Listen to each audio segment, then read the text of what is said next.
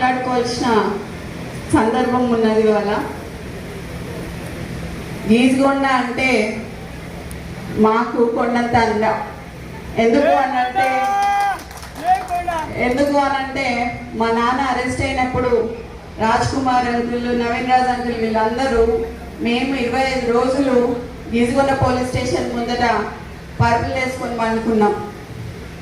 మాతోని తెలుగుదేశంలో మేము అనేక ఇబ్బందులు పడ్డప్పుడు మాకు తోడుకున్నది గీజగొండ మండలం. గీజగొండ మండలం నాయకులు, కార్యకర్తలు అందరూ మాకు అండగా ఉండే. మేము 9 ఏళ్ళు నరకం చూసినాం టీడీపీ నాయకత్వంలో. తర్వాత ఒక బీసీ బిడ్డ ఒక పటవారీ వ్యవస్థని తన ఇంటి నుంచే నిర్మూలించాలని చెప్పి మొదట వాళ్ళ ఇంటి నుంచే వాళ్ళ నాన్నను ఒప్పించి పటవారీ వ్యవస్థని తీసేసి ఆయన పేరులో పటేల్ని తీసేసి ఈరోజు రాజకీయం స్టార్ట్ చేసిన కొండా మురళి సామాన్య కార్యకర్తగా స్టార్ట్ చేసిండు. అట్లాంటి కొండా మురళి ఇవాళ కేఎం కింగ్ మేకర్. ప్రతి నియోజకవర్గంలో కొండా అభిమానులు ఉన్నారు అని చెప్పడానికి అతిశయోక్తి కాదు. కంపల్సరీగా కొండా యువసేన అనేది ప్రతి నియోజకవర్గంలో ఉన్నది. కానీ ఈరోజు రేవంత్ రెడ్డి గారిని నేను కొన్ని ప్రశ్నలు వేయదలుచుకున్నాను. దాంట్లో భాగంగా మీరు మొదట పిసిసి కావాలని కోరుకున్నది కొండా సురేఖ, కొండా మురళీధరరావు గారు. ఆ రోజు వారు మాట్లాడుతూ కొండా మురళి గారి ఆదేశాల మేరకి కొండా సురేఖ గారు పిసిసి రేవంత్ రెడ్డి గారిని ప్రపోజ్ చేయడం జరిగింది. తర్వాత ఢిల్లీ స్థాయిలో కూడా ఆమె ప్రపోజ్ చేయడం జరిగింది. ఆ రోజు నువ్వు పిసిసి అయినాక ఫస్ట్ మొట్టమొదటిగా మా ఇంటికే వచ్చారు. వచ్చి నువ్వు అన్న మాట ఏంటంటే మా నాన్నతోని కొండా మురళి గారితోని అన్న 38 సీట్లు వచ్చినా 36 సీట్లు వచ్చినా నీకు ఎమ్మెల్సీ ఇస్తానన్నావు. అన్నవా లేదా అనేది మా కోటగండి మైసమ్మ దగ్గరికి రా, ఎల్లమ్మ దగ్గరికి రా, శక్తివంతమైన దేవత ఆడ నేను అనలేదని నువ్వు ప్రమాణం చేయి, అప్పుడు నేను చెప్తా. ఒక బీసీ బిడ్డకి, ఒక క్రౌడ్ పుల్లర్కి ఎందుకు ఎమ్మెల్సీ ఇయ్యలేదు, ఎందుకు పదవి ఇయ్యలేదు అని నేను అడుగుతున్నా. ఈరోజు నిన్నొచ్చి నెక్స్ట్ ఎలక్షన్ గురించి మాట్లాడినావు కదా. 2 ఎలక్షన్ల తర్వాత రేవూరు ప్రకాష్ రెడ్డిని గెలిపియాలి అని చెప్పినాం. రేవూరు ప్రకాష్ రెడ్డి అంటే పర్కాలకి తెలియదు, పర్కాలంటే రేవూరు ప్రకాష్ రెడ్డికి తెలియదు ఎలక్షన్ల ముందట. అవునా కాదా? ఎవరు వచ్చిండ్రు? కొండా మురళి వచ్చి తిరిగితే రేవూరు ప్రకాష్ రెడ్డి గెలిచిండు.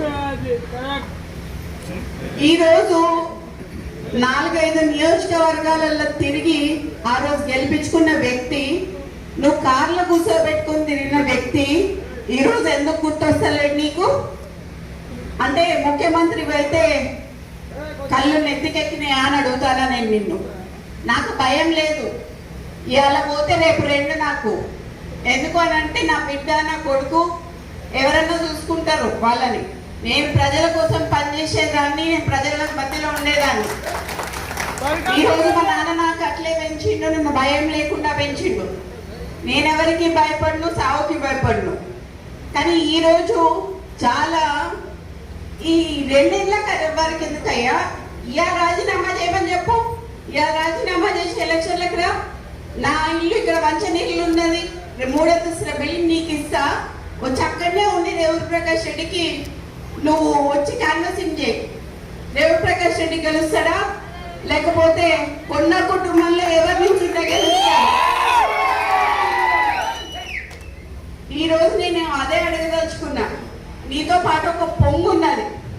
ఆ పొంగు ఎక్కువసేపు పొంగదయ్యా, పోతుంది.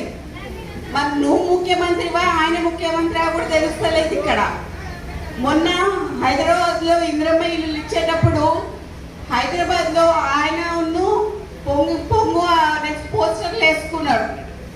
మరి అక్కడనే హైదరాబాద్ ఇన్ఛార్జ్ అయిన పొన్నం ప్రభాకర్ గారి ఫోటో వేయలేదు. అంటే బీసీలంటే అంత చులకన్నా మీకు అని నేను అడగదలుచుకున్నా.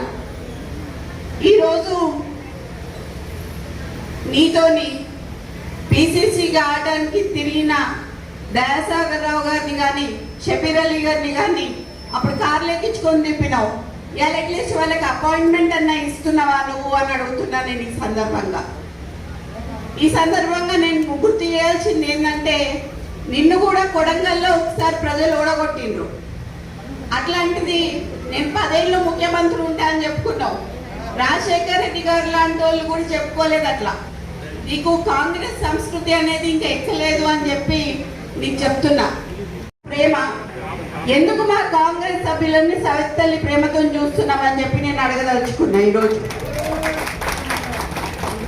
ఈరోజు 21 ఏళ్ళకే ఎమ్మెల్యే చేయాలి అని చెప్పి నేను అడుగుతా అని చెప్పి నువ్వు అన్నావు. మరి ఇప్పుడు డైపర్లు వేసుకొని ఇప్పుడే తిరుగుతలేడు ఆయన. నువ్వు నెక్స్ట్ 2 ఏళ్ళకి మళ్ళీ సీట్ ఇస్తానంటే ఏంటిది?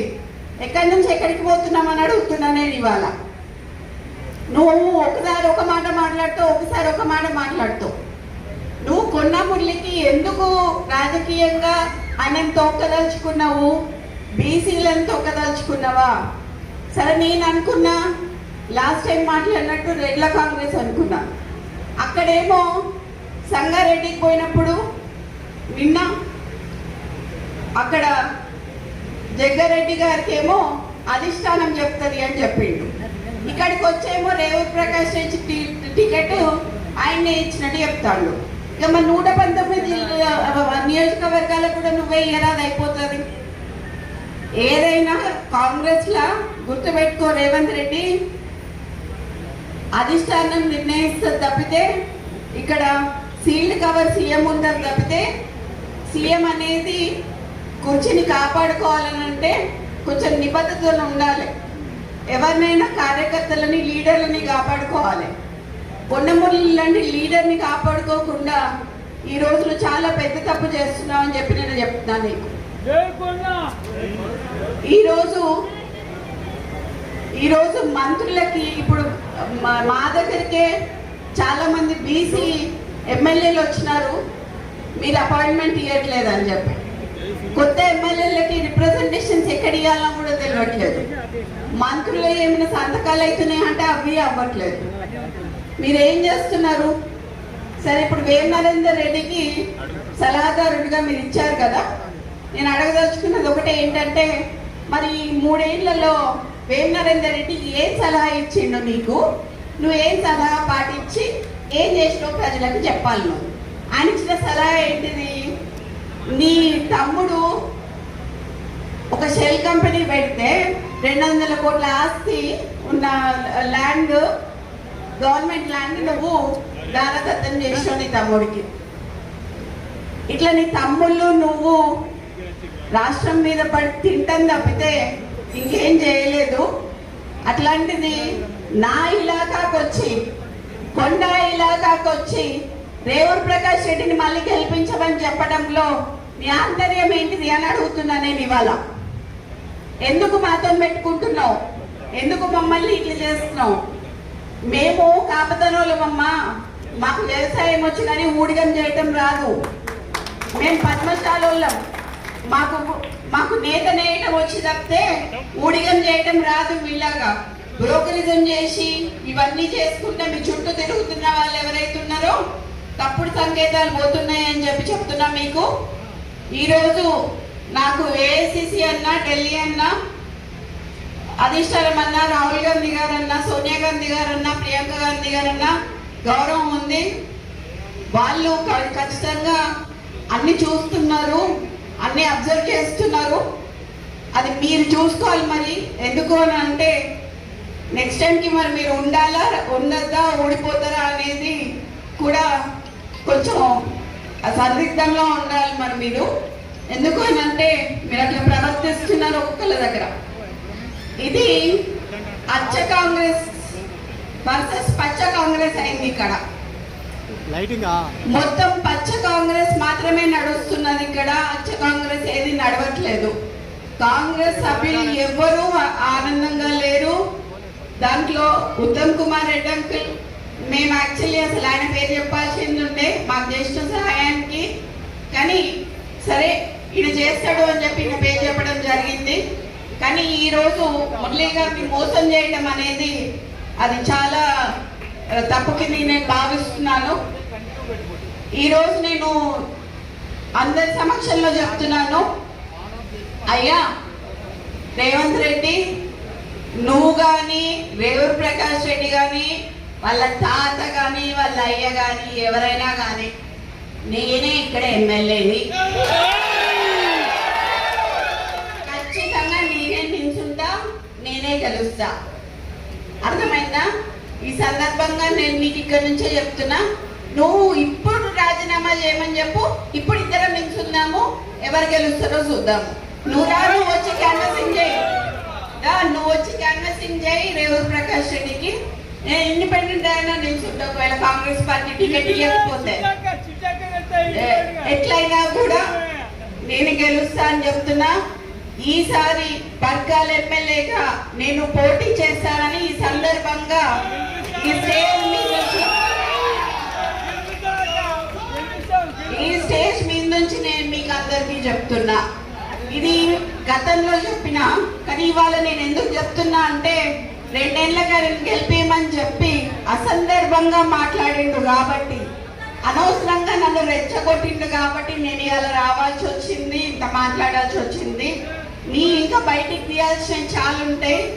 నువ్వు ఇంటెలిజెన్స్ రిపోర్ట్స్ తెప్పించుకొని ఇవాళ అందరు మా లీడర్లు అందరు ఇళ్ళ దగ్గర పోలీసు వాళ్ళని పెట్టావు, నువ్వు ఇంటెలిజెన్స్ రిపోర్ట్ తెప్పించుకొని. ఎందుకంత భయం నీకు? నువ్వు మాట్లాడింది తప్పని నీకు కూడా తెలుసు కాబట్టి. కొండా మురళి మంచోడు కాబట్టి ఇప్పటి వరకు బయట మాట్లాడలేదు, కొండా సురేఖ మంచిది కాబట్టి మాట్లాడలేదు. చిత్తగట్ల కాదు, ఏదున్నా చెప్పేస్తుంది కాబట్టి నేను చెప్పిన ఇవాళ మా నాన్న మా అమ్మ బాబాలు వేరుండొచ్చు, నా బాబాలు వేరుండొచ్చు, కానీ అందరం కలిపి ఒకటే తాటి కిందికి వచ్చేది ఎక్కడ అంటే ప్రజాసేవ దగ్గర. ప్రజలకు సేవ చేసుకోవాలనేది మా ముగ్గురులో ఉంది కాబట్టి, ఆ రక్తం నాలోనూ ప్రవహిస్తుంది కాబట్టి ఈసారి ఎమ్మెల్యేగా గెలిచి ఇప్పుడు కాదు ఇంకొక 20 ఏళ్ళు నేనే ఎమ్మెల్యేగా ఉంటా అని చెప్పి చెప్తున్నాను. అట్లా నేను చూసుకుంటా పరకాల ప్రాంత ప్రజలని కంటికి రెప్పలాగా నేను కాపాడుకుంటా. ఈరోజు ఎవరికి కష్టం వచ్చినా నా ఇంటి తలుపు తట్టవచ్చు. నేను త్వరలో పరకాల్లో ఇల్లు కట్టుకుంటున్నా, అక్కడ ఉంటా. వచ్చినప్పుడు ఖచ్చితంగా అందరినీ కలుస్తా. కలిసినాకనే ఎలక్షన్లకు పోదాం మనం. ఈ లోపల మరి ఆయనకి కొంచెం ఆరోగ్యం బాగాలేదు కదా, మరి ఎట్టి ఉంటుందో చూద్దాం. మరి అప్పటి వరకు ఎలక్షన్ వరకు సో అది ఇప్పుడు నేను కొంచెం అది చెప్తే అది బాగోదేమో, కానీ సరే ఇప్పుడు డైపర్లు వేసుకున్న వాళ్ళకి వీళ్ళకి మాత్రం ఇస్తాను అంటున్నాడు కదా, అది మాత్రం కొంచెం తప్పని చెప్పి ఆయన ఇప్పటికే నడవలేకపోతున్నాడు, తిరగలేకపోతున్నాడు. ఈయన మరి వృద్ధునికి 80 ఏళ్ళు వచ్చినానికి ఇస్తా అని చెప్పి అంటుంటే హాస్యాస్పదంగా అనిపించి మరి ఈరోజు రావడం జరిగింది. ఈరోజు నీ తమ్ముందు ఒక 200 కోట్లది ఒకటే చెప్పిన, ఒకవేళ ఎవరైనా నాకు కౌంటర్ ఇచ్చిందనుకోండి మిగతా కూడా బయటికి తీయాల్సి వస్తుంది.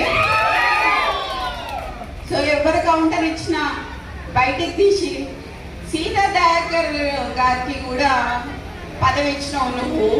సీతా దయాకర్ గారు ఏం చేసిండ్రయ్యా పార్టీకి? అసలు ఎక్కడ పార్టీ ఆమె ఎక్కడి నుంచి వచ్చింది? ఆమెకు చైర్మన్ పోస్ట్ ఇచ్చినావు నువ్వు. కొండా మురళికి ఎందుకు ఇయ్యలేదు అని అడుగుతానా నేను. మీరు అందరు అడగాలి, ఏమంటారమ్మా? ఇయ్యాలా? అది కొంచెం ప్రెస్ వాళ్ళందరికీ మీ అందరికీ చెప్తున్నాను సార్.